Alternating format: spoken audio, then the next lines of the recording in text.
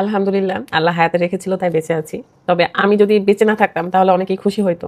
আমি জানি না এটা কেমন আপনাদের ফিলিংস, যে কারোর কোনো বিপদ হলে মরে কেন গেল না, আলহামদুলিল্লাহ ভালো হয়েছে, মানে সব কিভাবে বলেন আপনারা আমি জানি না। তবে আমার যে গাড়িটা অ্যাক্সিডেন্ট হয়েছে, মাজদা গাড়ি, সেই গাড়িটার প্রতিও অনেকের ক্ষোভ ছিল, কারণ যারা কোনোদিন এই গাড়িগুলো নিতে পারতো না, এত টাকা দিয়ে তো আসলে 2 সিটার গাড়ি কেউ নিবে না, বরং ফ্যামিলি কার নিবে বা এটা। তো যারা কখনো নিতে পারতো না, যাদের আমার উপর অনেক বেশি জেলাসি কাজ করতো, তারা অনেক আলহামদুলিল্লাহ বলেছে, শেয়ার করেছে। বিশেষ করে রাজশাহীর মানুষ, কারণ আমি তো রাজশাহীতেই থাকি, আমার শ্বশুরবাড়ি যেহেতু রাজশাহীতে, সো আমরা এই এলাকার কোনো সাপোর্ট পাবো না, ভালোবাসা পাবো না, এটা খুবই স্বাভাবিক। কারণ আমাদের বাঙালির স্বভাবই এরকম, যে পাশের বাড়ির কেউ যদি একটু উঁচুতে উঠে তখন কিন্তু আমরা তাকে নামানোর চেষ্টা করি। মানে প্রত্যেকটা এলাকারই এটা একটা স্বভাব।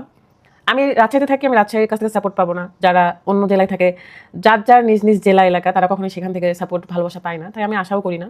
আমাকে নিয়ে ট্রোল করতেছেন, মজা নিচ্ছেন, ভালো হয়েছে, ভাব নিয়েছিলাম অনেক।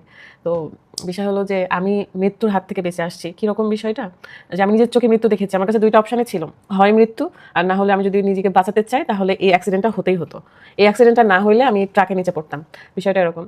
তো আমি এটা স্বীকার করছি, আমি যে 5-6 বছর ধরে ড্রাইভিং করছি তা নয়, আমি 2 বছর ধরে ড্রাইভ করছি। অ্যান্ড আলহামদুলিল্লাহ আমার কখনোই কোনো জায়গায় কিছু হয় নাই। যখন নিজের বিপদ আসে তখন আমরা বলি যে আল্লাহ পরীক্ষা নিচ্ছে, যখন অন্যের বিপদ দেখি তখন হাসাহাসি করি, আলহামদুলিল্লাহ পড়ি, তাই না? আমরা এটাই হচ্ছে বাঙালি। সো আমার মনের পরিস্থিতি খুবই খারাপ। তারপরেও আমি যখন ফেসবুকে ঢুকতেছি, দেখতেছি যে সবাই কি টাইপ পোস্ট করতেছে। ভাই, আমার এই যে এখানে ব্যথাটা এখনো আছে, আমার যেহেতু লুকিং গ্লাসটা লাগছে এখানে, তো বিষয় দেখেন যে নওহাটাতেও নাকি একটা অ্যাক্সিডেন্ট হয়েছে, বড় অ্যাক্সিডেন্ট, যেখানে অনেক মানুষ মারা গেছে। আল্লাহ সবাইকে বেহেশতবাসী করুক। কিন্তু সেইটা নিয়ে কিন্তু কোনো নিউজ হয় নাই, কোনো কিছুই হয় না। কিন্তু ফারহানা বিথি যে অ্যাক্সিডেন্ট করছে এটা নিয়ে নিউজ করতে হবে, ফারহানা বিথির কি হইলো এটা নিয়ে নিউজ করতে হবে। সবকিছু মিলাই না, মনে হচ্ছে যে আমরা মিডিয়ার মানুষ, তাই আমাদের যদি কোনো ক্ষতি হয়, মানুষের ভালোই হয় যারা মিডিয়াতে কাজ করে, কারণ তারা 2 পয়সা কামাইতে পারবে, ভিডিও নিতে পারবে, ইন্টারভিউ নিতে পারবে, 2 পয়সা কামাইতে পারবে। আমার কথা বললেই তো ভাইরাল, আমার কথা বললেই তো হাজার হাজার ভিউ, টাকা কামাইতে পারবেন, তাই না? তো আমার যে গাড়িটা সেটা অনেক কষ্ট করে আমি কিন্তু নিয়েছিলাম, যদিও বা যেটা সত্যি কথা, আমি খুব বেশি পরিশ্রম করেছি এবং খুব অল্প সময়ের মধ্যে অল্প সময় টাকা দিয়ে গাড়িটা আমি নিয়েছিলাম। সবার আসলে টাকা থাকলেও এসব গাড়ি কেনার ধক থাকে না, কারণ এগুলো হচ্ছে শখের জিনিস। এত টাকা দিয়ে মানুষ ফ্যামিলি গাড়ি নেবে, বড় গাড়ি নেবে।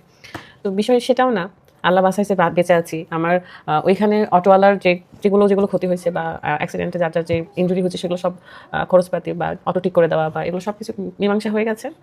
দেন গাড়ি তো নিয়ে গ্যারেজে ঢুকছে। তো গাড়িটা যখন, আমার ভাঙা গাড়িটা যখন রাস্তাতে যাচ্ছিল, তো তখন আমার মনে হচ্ছে যে বুকের হাড়গুলো ভেঙে ভেঙে যাচ্ছে। এরকম এগুলো একটা ইমোশন, ছেলেদের যেমন বাইকের ইমোশন না, ছেলেরা বাইকের প্রতি অনেক বেশি ইমোশন থাকে। তো আমার না গাড়ির প্রতি ইমোশন। অ্যান্ড আমার গাড়ি মাজদা গাড়ি। সো যখন অ্যাক্সিডেন্ট হয়েছিল তখন রাত কিন্তু বাইরে ছিল, বাজারের দিকে, রাজশাহীর ভিতরে শহরের দিকে ছিল।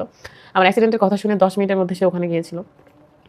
রাতের গাড়ি তো ঠিকই আছে আলহামদুলিল্লাহ। সবচেয়ে বড় কথা, আমার জন্য এটা এখন অনেক বেশি চ্যালেঞ্জিংয়ের একটা বিষয় যে আমার এই গাড়িটা ঠিক করতে হবে। আদৌ আমি কতদিনে ঠিক করতে পারবো এটা, কারণ প্রচুর টাকা পয়সার বিষয়, এই গাড়ি ঠিক করতে প্রচুর টাকা লাগবে।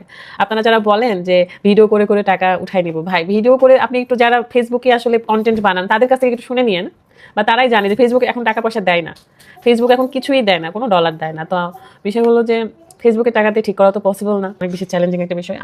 আমার মাজদা, আমার শখের গাড়ি, আমি কখনোই এটা তো সেল করবোই না, বরং এটাকে ঠিক করার চেষ্টা করবো, ঠিক করে আবার কাম ব্যাক করবো ইনশাল্লাহ।